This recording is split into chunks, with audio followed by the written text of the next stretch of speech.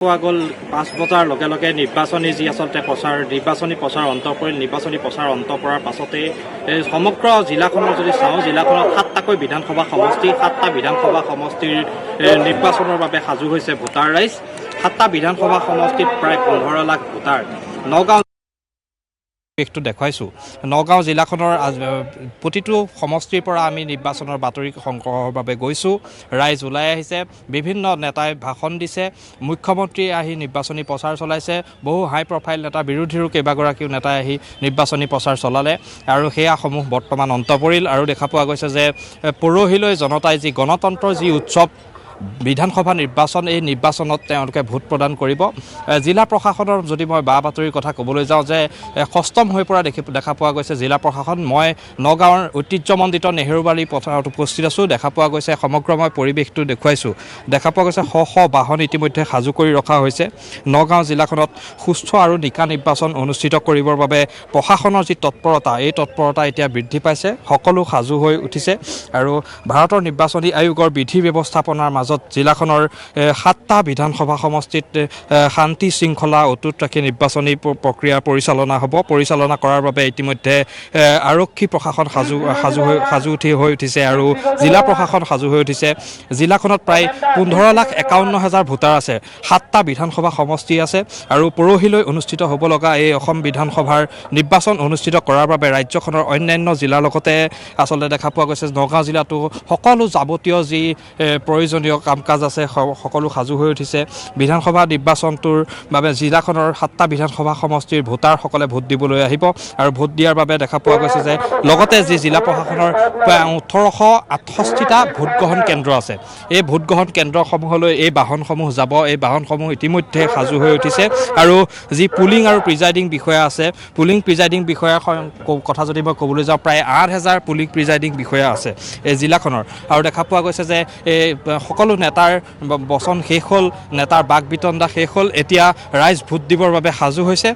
মাজত মাথো এটা দিন বাকী আছে। কাইলৈ পুৱাৰ ভাগৰ দেখা পোৱা যাব, পুৱাৰ ভাগৰ পৰাই দেখা পোৱা যাব যে যিসকল পুলিং বিষয়া বা প্ৰিজাইডিং বিষয়া তেওঁলোক এই বাহনসমূহ লৈ ইয়াৰ পৰা ৰাওনা হ'ব নিজ নিজ ভোট কেন্দ্ৰলৈ। আৰু কোন বিষয়া কোন বাহনত যাব বা এনেধৰণৰ কোন ভোট কেন্দ্ৰত তেওঁলোক ভোট কেন্দ্ৰত দায়িত্ব পৰিব, এই সন্দৰ্ভত আজি আচলতে জিলা আয়ুক্তৰ কাৰ্যালয়ত এক বৈঠক অনুষ্ঠিত হৈছিল। এই বৈঠকতে আচলতে ৰেণ্ডমাইজেশ্যন প্ৰক্ৰিয়াৰ জৰিয়তে এই সমগ্ৰ আচলতে বিষয়াসকলৰ কোন ভোট গ্ৰহণ কেন্দ্ৰত তেওঁলোকৰ দায়িত্ব পৰিব, এই সন্দৰ্ভত সাজু কৰি ৰখা হৈছে। মই সমগ্ৰ পৰিৱেশটো দেখুৱাইছোঁ যে জিলাখনৰ যি নেহেৰুবালি খেলপথাৰ, ঐতিহ্যমণ্ডিত নেহেৰুবালি খেলপথাৰখন ভৰি পৰিছে। ইতিমধ্যে শ শ বাহন আহি ইয়াত সাজু কৰি ৰখা হৈছে। ঢিঙত দেখা পোৱা গৈছে যে এই যিসকল আচলতে 1868টা মই ভোটগ্ৰহণ কেন্দ্ৰৰ কথা কৈছিলোঁ, ইয়াৰে 159টা কিন্তু স্পৰ্শকাতৰ ভোট কেন্দ্ৰ আছে। গতিকে জিলা প্ৰশাসনে দেখা পোৱা গৈছে লগতে যি আৰক্ষীৰ মোতায়েনো তেওঁলোকে কৰিছে। প্ৰতিটো ভোটগ্ৰহণ কেন্দ্ৰত দেখা পোৱা যাব যে CC কেমেৰাৰ ব্যৱস্থা থাকিব।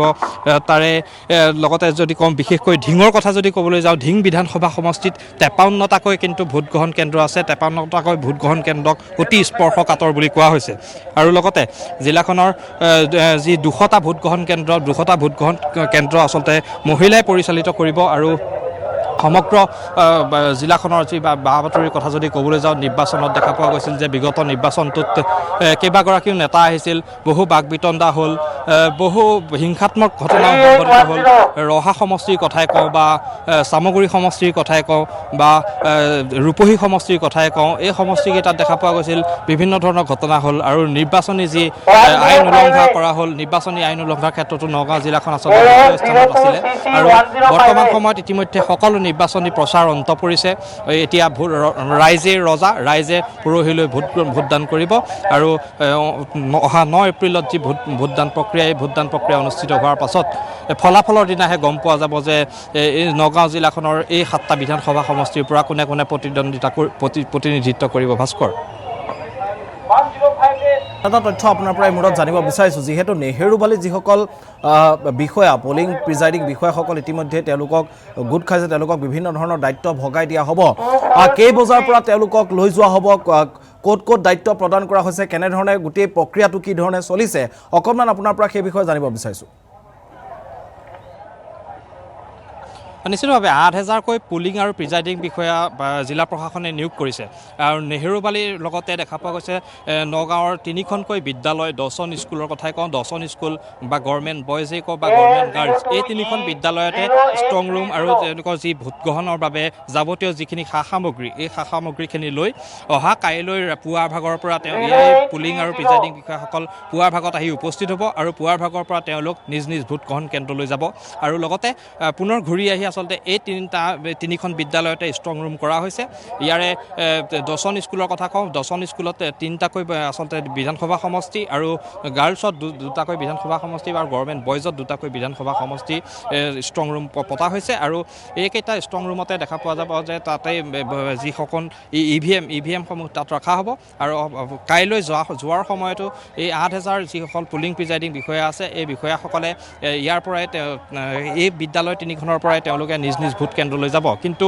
8,000ৰ ভিতৰত কোন পুলিং বিষয়া ক'ত তেওঁলোকৰ দায়িত্ব পৰিব এই সন্দৰ্ভত কিছু সময়ৰ পূৰ্বে জিলা আয়ুক্ত কাৰ্যালয়ত ৰেণ্ডমাইজেশ্যন প্ৰক্ৰিয়াৰ জৰিয়তে এই এখন তালিকা প্ৰস্তুত কৰা হৈছে এই তালিকা হয়তো নিশাৰ ভাগলৈ বা কাইলৈ পুৱাৰ ভাগলৈ প্ৰকাশ হ'ব আৰু নিজ যিসকল বিষয়া আছে দায়িত্বত থকা বিষয়াসকলে আহি তেওঁলোকে নিজৰ